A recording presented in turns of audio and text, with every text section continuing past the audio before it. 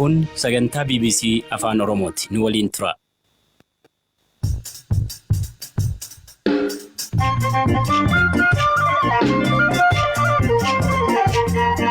Amajjii tokko bara 2020 sagantaa raadiyoo BBC Afaan Oromoo jalqaba waggaa kanaati. Akka mooltan dhaggeeffattoota keenya balaa konkolaataa Wallagga Lixaatti dhaqqabe irratti barattootni gara maatiitti imalaa turan lubbuu dhabu. Jawaar Mohaammed KFO'tti makamuu akka madirakitti akkamiin ilaalame? Madirak abaal ነው KFO'n paartilee miseensa madirak ta'an keessaa tokkodha. Paartileen hundi mirga bilisaan miseensa isaanii horachuu qabu. Jawaar akka nama tokkoo qofaatti miti kan ilaalamu. Mariin KFO ABO fi PABO gaggeeffamaa jiru paartilee kanneen walitti makuu immoo waliin hojjechuuf. KFO nama naannoo deeggarsa bal'aa akka qabu karamitti Oromiyaa keessatti ABO'nis karamitti dargaggeessa cimaa qaba akka jedhu irratti buufata filannoo isaanii baasanii. Daayirektara haaraa OMN Girmaa Guutamaa waliinis turtii taasisneerra kan isiniif dhiyeessu Anzaalaalamtaa Addisaati. Turtii gaarii. Balaa konkolaataa godina Wallagga Lixaa bakka Joogir jedhamutti mudateen lubbuun namoota 14 darbe. Barattootni Yuunivarsiitii Wallaggaa gara maatiitti imalaa turan akka keessa jiranis Yuunivarsiitichi ibseera. Hoogganaan Hospitaala Adventistii Gimbii Dr. Taamiraat Gurmuu namoota miidhamanii hospitaala galan BBC'tti himaniiru. Namoota hospitaala keenya dhufan keessaa gara namni 8 battalumatti namoota du'aniidha. Achumatti du'anii dabalamanii reensi dudduubaan dhufe nama 3 dhufe ergasii booda immoo namni 3 mooddeluma ga'anii battalumatti du'an deezoon arrival warra isa jennu jechuudha. Walitti qabaatti gara nama 14tu du'e minibaasiin sun gara nama 20ti kan isheen baattee deemaa turte. Isaan keessaa gara almost nama 6tu lubbuutiin oolee namni 3 balaa isa guddaa isa jedhamudha. Garuu rifeer gochaa jira. Kanaaf namni 3 immoo balaa xixiqqoomaan kan wanni ta'anidha.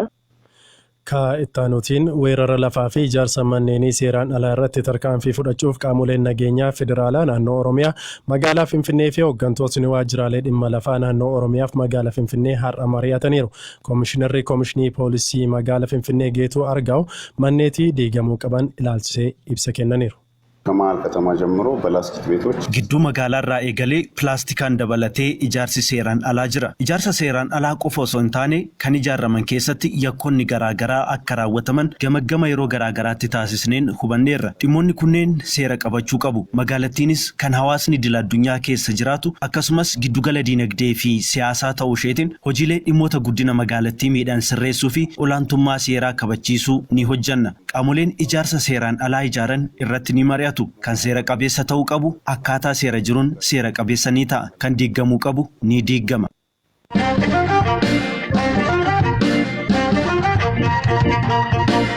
Rogeessii fi dura ta'an OMN duraanii obbo Jawaar Mohaammed paartii KFO'tti makamuu isaanii dura ta'an paartichaa Profeesar Mararaa Guddinaa ibsanii turan.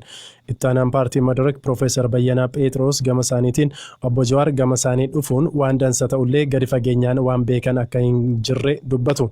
Miseensa paartii KFO kan ta'an obbo Olbaanaa Leellisaa murteen kun paartichaaf humna guddaadha jedhan Galaanaa Balaa. Quuqamaa Mirgaa hundeessaa fi daayirektara olaanaa OMN kan ta'e obbo Jawaar Mohaammed miseensa dhaaba Koongireesii Federaalistii Oromoo KFO ta'uu dura ta'an KFO Profeesar Mararaa Guddinaa mirkaneessaniiru. Obbo Jawaar Mohaammadis miidiyaaleef ibsa kennaniin kanuma mirkaneessanii jiru. Jawaar akka miseensa tokkootti paartichatti makameera akka jedhan Profeesar Mararaan fuulduratti mari'annee dhaaba keessatti dirqama kamirraa akka hojjetu murteessinaas jedhan. Akka miseensa KFO'tti teessoo caffee Oromiyaaf haa ta'u ka paarlaamaaf akka dorgomu paartiin isaa kan murteessu ta'uu ammoo obbo Jawaar Mohaammed barruu Addis Istaandardiif kaleessa himaniiru. Gaafatama dhaaba haaraa kana keessatti qabaatu ilaalchisees akka miseensa isaanii keessaa tokko isaan waliin qabsaa'uuf fedha qabuutti akka miseensa gahee bahatu kamittuun socho'as jedheera. KFO'n sadarkaa biyyaalessaatti qaama qindoomina jaarmiyaa Madirak jedhamuuti. Madirak dhaabbilee siyaasaa of danda'anii socho'anii fi ilaalcha siyaasaan walitti dhiyaatan sadarkaa federaalaatti sagalee isaanii walitti lakkoofsisuuf kan hundaa'edha. Dura taa'aa itti aanaan Madirak yeroo ammaa Profeesar Bayyanaa Pheexroos Jawaar paartii qindoomina isaanii keessaa tokko ta'ee KFO'tti makamuu miidiyaaleerraa akka dhaga'anii fi shakkaniis akka hin turre BBC'tti himan. የመድረክ አባል ነው። ካፋውን ፓርቲሌ ሚሴንስ መድረክ ታን ኬሳ tokkodha. Paartileen hundi mirga bilisaan miseensa isaanii horachuu qabu. Jawaar akka nama tokkoo qofaatti miti kan ilaalamu. Namni kun kaafaawatti makamuusaa tasan dhaga'e. Anis oduun dhaga'e. Kanarra waan an jedhuun qabu. Irrattis hin mari'anne. Mari'annee yaada wal fakkaaturra yoo geenye dubbachuu wayya. አሁን ፕሪማቹር ነው የሚሆነው። Qabsoo waggoota darban addatti Oromiyaa keessatti jabaa turee fi jijjiirama akka biyyaatti dhufeef sababa ta'an dargaggoota caasaalee garaagaraan hoogganaa akka ture kan amanamu obbo Jawaar Mohaammed hayyuu siyaasaa dargaggootni Oromoo miiliyoonaan lakkaa'aman duukaa akka jiran amanamudha. Namni siyaasaa kun dhaaba isaaniitti makamuu jechuun maal jechuudha jedhee qondaala kaafaa'oo kataan obbo Olbaanaa Leellisaa gaafadheera. Jawaar warra dur qabnutti kan akka Profeesar Marraatti kan akka Baqqalee Garbaatti inni dabalamu jechuun qabsoo Oromoo kana nama baay'ee biratti hawwachiisaa kan inni gara keenya ilaalu godha. Nuuf bu'aa guddaadha. Jawaar kophaa miti kan dhufu gaafa Jawaar dhufu qabate Jawaaritiin miseensi hedduutu gara keenya dhufaa jira. Jaalama dura eegdotni mootummaan ramadeef halkan walakkaa akka kaafaman yaada jedhuun taatee mudatee fi isa hordofee hokkora Oromiyaa keessatti dhalateef qeeqxonni obbo Jawaar lubbuu badeef gaafatamuu qabaa jedhu. Amma immoo qeeqni kun Jawaar kaafaa'otti makamuu hordofee paartichattis waan ce'e fakkaata. Obbo Olbaanaan kanarrattis yaada qaban ibsaniiru. Jawaar jechuun ilma Oromoo tokkodha. Mirga miseensa kaafaa'oo ta'uu mirga guutuu qaba. Sadarkaa hooggansaa kamirratti illee dandeettii isaatiin filamee qabsoo kana gaggeessuun mirga inni Oromummaa isaatiin argate malee mirga abbaan tokko isaa kenne miti. Nu filachuu isaatiin galatoomfamuu qabaa. Waa'ee qeeqa namaatiif kan rakkannu miti jechuu barbaadan. Obbo Jawaar Mohaammed gaaffii fi deebii kaleessa Addis Standard waliin taasisaniin paartileen Oromoo sadi jechuunis KFO, ABO fi paartiin biyyoolessaa Oromoo yookaan PABO yeroo dhiyootti qindoomina haaraa ijaaruu irratti waliigalteerra akka ga'an dubbataniiru. ABO, KFO fi PABO'n waliin hojjechuuf mariirra akka jiran iyyaafanne jira. Marichi kan hin xumuramne ta'us maalirratti wal ta'uu fi kan jedhu irratti odeeffannichatti dhiyeenya nan beeka ka jette hundeessituu fi qopheessituu olaantuu Addis Standard Tsadaalee Lammaa Jarman Frankfurt irraa bilbilaan dubbiseera. Wanni ani kan dhagaye tokko ta'uudhaaf miti mari'achaa kan jiranii walitti dhufanii akkamitti walitti hojjannaa filannoo osoo hin dhufin dura filannoo kanarratti akkamitti walitti hojjechuu dandeenya jedhaniif walii mari'achaa akka jiranii dhagayeera. Tokko ta'uudhaaf miti akkuma jiranitti walitti hojjechuudhaaf filannoo duraa fi filannoo booda maal hojjechaa jirraa maal hojjechuu dandeenya walitti jedhanii marii kanarratti akka jiran dhagayeera. Uummata Oromoodhaaf haala gaariidhaan kan barbaadamu yaa ta'u malee wannoon murteen isaanii hin dhageenye isa eegaa jirra. Paartilee federaalistii kan jedhan isaanii waliin illee wal marii irratti akka turanii dhagayeera. Filannoo irratti fakkeenyaaf akkamiin dorgomuu danda'u walitti tokkoon ta'an yoo ta'e bifa akkamiin dorgomuu danda'u? KFO'n amma naannoo deeggarsa bal'aa akka qabu karamitti Oromiyaa keessatti ABO'nis karamitti dargaggeessa cimaa qaba kan jedhu irratti buufata filannoo isaanii baasanii isarratti wal dubbachaa akka jiran. Walirratti dorgomuu osoo hin taa'in karaa kana irratti osoo waliin karaa kanarratti immoo osoo waliin dhiisne maal wayyaa jechuu irratti akka mari'aa turanii infoormeeshiniin qaba jechaadha. Amma KFO osoo kaate lixa shawaarratti deeggarsa cimaa qaba. Akkuma ka beeku immoo paartiileen kan maal galchu gara Baalee Arsii wanni cimaa qaba jechaadha. Amma yoo walitti hojjetan achitti paartiin Kamaal fa'aa cimaadhaan akka dorgomu filannoodhaaf akka dorgomu carraa itti kenna jechaadha. ABO'n immoo gara Wallaggaatti gaggeessa cimaa qaba jechaadha. Paartileen kun yoo bifa kanaan hojjetanii filannoo dhufu irratti mo'achuu danda'u, Prosperity Party kana mo'achuu danda'u, Oromiyaa keessatti sagalee caalmaa argachuu danda'u jettee yaadda? Inni kun baay'ee nama rakkisa. Akkuma beeknu Prosperity Party waan mootummaa waan ta'eefu bu'uura cimaa qaba Oromiyaa keessatti. Yaa ta'u malee isaan walitti dhufanii akkanatti hojjannaan uummanni Oromoo paartii kamiitu filachuu naawayyaa ka jedhu kanarratti baay'ee gargaara. Uummanni Oromoos paartiilee kamtu naawayyaa ka jedhu irratti clear filannoo akka qabu gargaara jechaadha.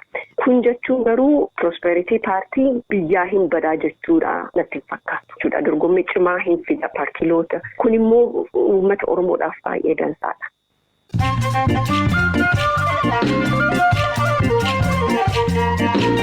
Sagantaa raadiyoo BBC Afaan Oromooti oduun gaggabaabsee isinitti himama. Haleellaa embaasii Ameerikaa Iraan jiru irratti dhaqqabeef Iraan gatii guddaa kaffaltii jedhan Pireezidaant Tiraamp ajjecha hidhattoota Iraan haleellaa qilleensarraa Ameerikaan du'an hordofee mooraa embaasii Ameerikaa Baagdaad jiru irratti miidhaan dhaqqabeera.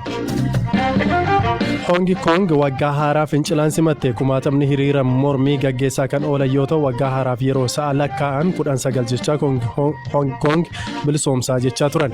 Hiriirichi bakka muraasaan ala jeequmsatti hin jijjiiramne. Balaa abiddaa Austraaliyaan manneetiin 200 ol barbadaa'uun hanga ammaatti namootni 8 du'aniiru. Namootni baay'een magaalaa balichaaf saaxilamte New South Wales keessa kan turan yoo ta'u poolisiin bishaan dhugaatii liitira miliyoona 1.6 dhiyeesseeraaf. Ministeerri muummee duraanii Giinii Bisaa'oo Umaroo Sissookoo filannoo pirezidaantummaa mo'atan. Sissookoon rakkoo siyaasaa biyyichaa erga bara 1974 fonqolcha mootummaa yeroo sagaleef akka yaalamu taasises nan fura jedheera.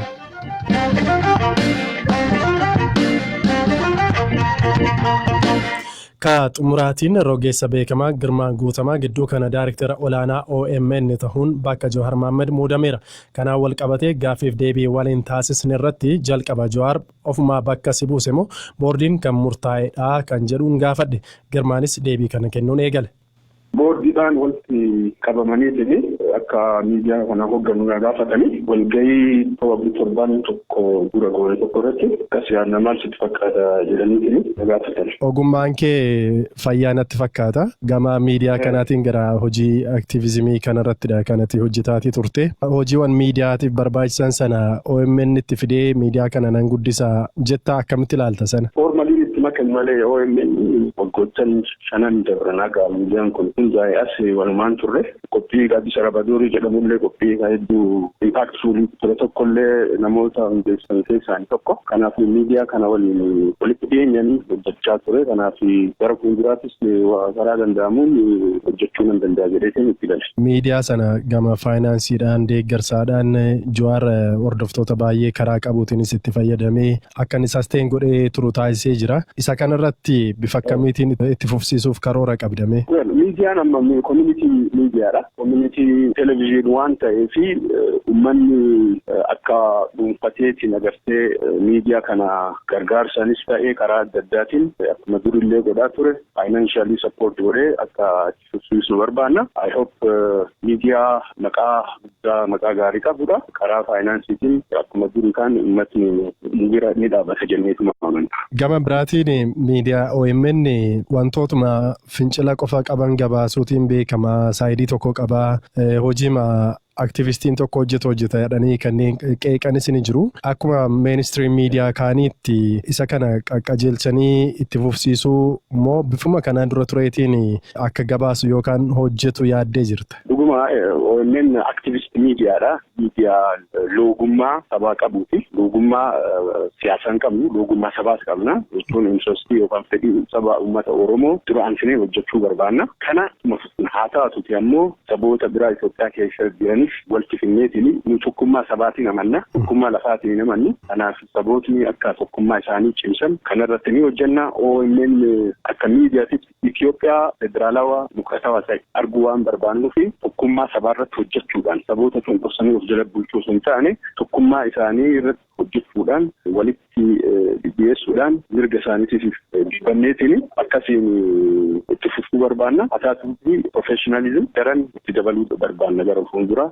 Gama biraan filannoon Itoophiyaa dhufaadha kan jiru. Obbo Jawaar Mohaammed immoo daayirektara miidichaa akka turan gara kaafaa'utti makamuu isaanii ibsanii jiru. OMN akka miidiyaa tokkootti garam ta'ee filannoo yookaan siyaasa Itoophiyaa kana keessatti taphata jettee yaadda? Dhiibbaan Obbo Jawaaris achirratti jiraachuu hin danda'u? Particularly dhimma Oromoo irratti national interest irra focus gochuu barbaanna. National interest jechuun fedhii sabaa, fedhii paartii osoo hin taane karaa saniin neutral ta'uu barbaanna. Neutral taaneetiin paartiilee Oromoo jiran hunda ija wal fakkaataa tokkoon tajaajilleetiin sabii keessaa barbaadu akka filatu taasisuu barbaanna karaa keenyanii. Kun of course hojii cimaa ta'uu danda'a. Garuu rabbiin nu gargaara jenneetii yaadna karoora akkasii qabna jechuudha.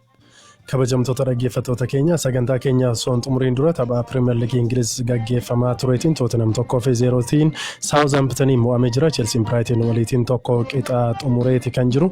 Taphni Arsenaalii fi Maanchister Yuunaayitid sa'a 5tti eegalus haalaatiin ni eegama. Sagantaa keenya galgala kana asuma irratti xumureeti kan jirru. Qopheessaa sagantichaa Hamzaa Hussein waliin ta'uun kan siineef dhiyeesse Anzaalaalam Taaddisaati. Boru walitti deebina. Nagaan bulaa.